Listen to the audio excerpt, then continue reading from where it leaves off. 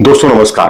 पाकिस्तान के एक पूर्व सलामी बल्लेबाज यानी ओपनिंग बैट्समैन हुआ करते थे सईद अनवर, जिन्होंने 20 वनडे सेंचुरी बनाई और इसके अलावा टेस्ट मैचों में भी 11 उन्होंने सेंचुरी बनाई।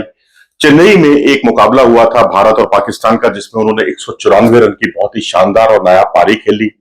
अब उन्होंने एक सुझाव दिया है भारतीय क्रिकेट टीम को कि ठीक है, भारतीय क्रिकेट टीम जो है इस बार वर्ल्ड कप की प्रबल दावेदार है, मजबूत दावेदार है, लेकिन उन्होंने दो बातें कही हैं। उन्होंने कहा कि इन दो बातों को भारतीय क्रिकेट टीम को दूर करना होगा। अगर दूर नहीं किया तो उनके लिए मुश्किलें खड़ी हो सकती हैं। उन्होंने बहुत साफ तौर पर कहा कि भारत में मैदान छोटे हैं और मैदान छोटे होने से भारत की मुश्किलें बढ़ सकती हैं। और दूसरी बात उन्होंने कही है बहुत ही नायाब, कि भारत के जो गेंदबाज हैं वो आखिरी ओवरों में रनों पर अंकुश नहीं लगा पाते, कंट्रोल नहीं कर पाते, यानी बहुत रन बनते हैं स्लॉग ओवर्स में। भारत बहुत स्लॉग ओवर्स पे रन लुटाता है, उनका कहना है। तो ये भारत के लिए परेशानी का सबब बन सकता है। लेकिन अब हमने पूरा आकलन किया इस बात का कि सईद अनवर की इन बातों में कितना दम है और कितना इसका सटीक आकलन क्या हो सकता है।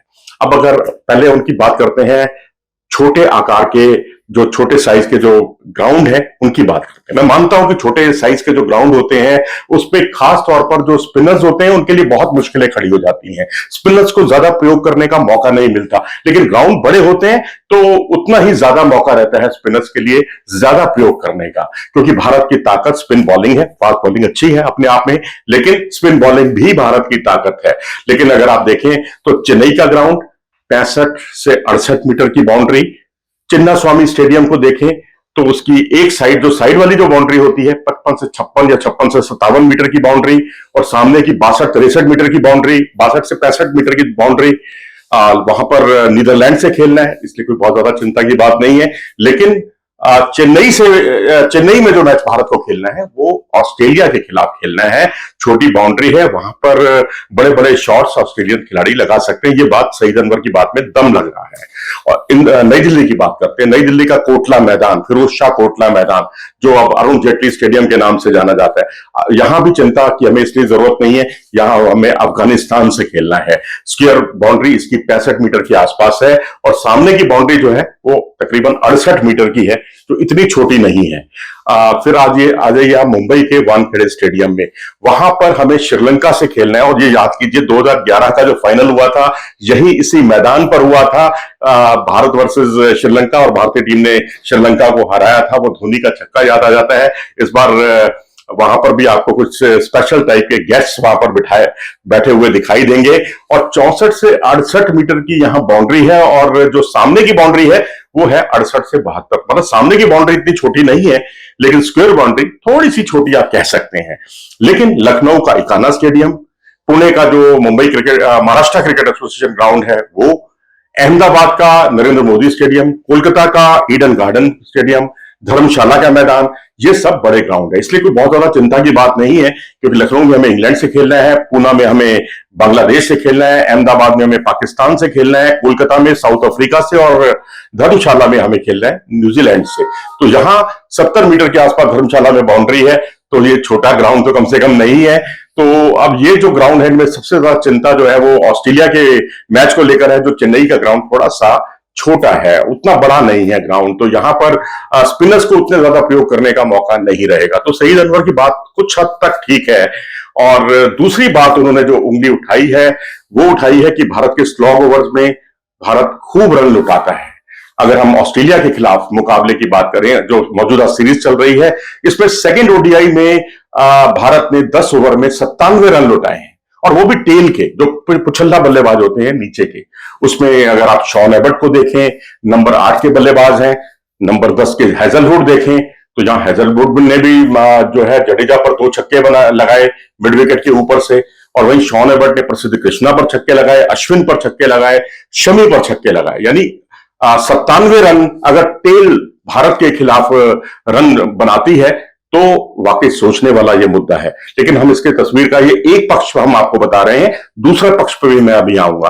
पहला वनडे मुकाबला याद कीजिए जो भारत और ऑस्ट्रेलिया के बीच हुआ था, पहला वनडे मुकाबला। इसमें 89 रन बने थे, 5 विकेट भी खोए थे, यानी 89 रन 10 ओवर में अपने आप में ये भी काफी महंगा सौदा साबित हुआ। लेकिन जो तीसरा मुकाबला, इससे पहले का मुकाबला याद कीजिए, एशिया कप का बांग्लादेश के खिलाफ जो मुकाबला हुआ था, वहां भारत ने 77 रन दिए थे उनकी टेल को। जो पुछल्ला बल्लेबाज हैं उन्होंने 77 रन 77 रन बनाए थे। और वहां जो है शमी, जडेजा, प्रसिद्ध कृष्णा, शार्दुल ठाकुर, अक्षर पटेल सबके सब बहुत महंगे साबित हुए थे। रनों पर कंट्रोल नहीं कर पाए थे, ये सबसे बड़ी दिक्कत थी। लेकिन अब विशाखापत्तनम में ऑस्ट्रेलिया जब सीरीज खेलने आया था यहां वनडे की, तो 11 ओवर में 121 रन बना लिए थे और टारगेट को पार कर लिया था। छोटा था मैच और अब यह बात तय है कि जितना नंबर ऑफ ओवर्स कम होंगे उतना ही भारत को डिसएडवांटेज होगा, क्योंकि जो कम ओवर का मैच होता है वहां अपोनेंट टीमें बड़े सहजता के साथ स्कोर को पार कर लेती हैं। लेकिन अब तस्वीर के दूसरे रुख पर आते हैं, शायद सईद अनवर का ध्यान उस तरफ नहीं गया जो हम आपको बताना चाह रहे हैं। सेकंड वनडे में आपने कहा कि 10 ओवर में हमने 97 रन खर्च किए, लेकिन एक सच ये भी है कि इस मैच में मोहम्मद सिराज नहीं थे, इस मैच में जसप्रीत बुमराह नहीं थे, इस मैच में हार्दिक पांड्या नहीं थे, इस मैच में कुलदीप यादव नहीं थे। आपके जो 4 फ्रंटलाइन बॉलर जो गेंदबाजी करने जा रहे हैं प्लेइंग 11 में वर्ल्ड कप में, वो मौजूद नहीं थे। तो हमने 97 रन खर्च किए हैं। तो ये तस्वीर का एक पक्ष है, लेकिन दूसरा पक्ष भी हमें ध्यान में रखना पड़ेगा। इसके अलावा अब आप आ जाइए अगले मुकाबले पर, जो पहला वनडे मुकाबला था ऑस्ट्रेलिया के खिलाफ जिसमें 89 रन बने हैं। वहां भी सिराज नहीं थे, पांड्या नहीं थे, कुलदीप यादव नहीं थे, यानी 3 फ्रंटलाइन बॉलर जो प्लेइंग 11 में खेलने वाले हैं वो तीनों के तीनों इस मैच में नहीं थे। अब आप बांग्लादेश के खिलाफ वाले मैच में देख लीजिएगा, उसमें भी हमारी सेकंड स्ट्रिंग गेंदबाजी जो है गेंदबाज थे वो गेंदबाजी करते हुए दिखाई दिए थे बांग्लादेश के खिलाफ। इसमें बुमराह नहीं थे, इसमें सिराज नहीं थे, इसमें कुलदीप यादव नहीं थे, इसमें हार्दिक पांड्या नहीं थे, यानी 4 फ्रंटलाइन बॉलर नहीं थे। और शमी, जडेजा, प्रसिद्ध कृष्णा, शार्दुल ठाकुर, ये सब के सब, इसमें जडेजा ही अंतिम 11 में फाइनल 11 में जगह बनाने की स्थिति में है, बाकी इनमें से कोई भी ऑटोमेटिक चॉइस नहीं है। तो आप इससे अंदाजा लगा सकते हैं अगर मैच छोटा होता है वो थोड़ा भारत के लिए परेशानी का सबब है। और अब एक प्लेयर को इंजर्ड हो सकता है, लेकिन 4-4 प्लेयर तो ऐसा नहीं होगा ना कि हमारे खेलेंगे ही नहीं। तो वहां थोड़ी सी दिक्कतें आई हैं, इसलिए शायद सईद अनवर साहब को थोड़ा सा भलेका हो गया है, थोड़ा सा उनको कंफ्यूजन सा हो गया है भारतीय टीम के लिए, क्योंकि वो भी भारतीय टीम के बहुत बड़े शुभ चिंतकों में से एक है। तभी उन्होंने एक बहुत अच्छी राय अपनी व्यक्त की है। और बाकी चेन्नई वाली बात से मैं सहमत हूं, क्योंकि ऑस्ट्रेलिया अपनी फुल फ्लैश टीम से खेलेगा और वहां पर वर्ल्ड कप में छोटी बाउंड्री का उन्हें फायदा मिलेगा। ठीक है, उनके पास एडम जम्पा है, तो हमारे पास भी जो स्पिनर्स हैं, चाहे वो अश्विन हो, जडेजा हो, या तीसरे बॉलर जो है कुलदीप यादव, अभी इनमें से हो सकता है 2 खेलें, हो सकता है तीनों ही खेलें हमारे। अब ये नहीं पता कि अक्षर पटेल तब तक फिट होते हैं कि नहीं होते। खैर, अक्षर ऑब्लिक अश्विन कह दीजिए, लेकिन जडेजा और कुलदीप यादव ये सब आपको खेलते हुए वहां दिखेंगे। तो हमारी निर्भरता स्पिनर्स पर ज्यादा रहेगी। चेन्नई के चिदम्बरम स्टेडियम में वहां ग्राउंड का छोटा होना थोड़ा सा परेशानी का सबब बन सकता है।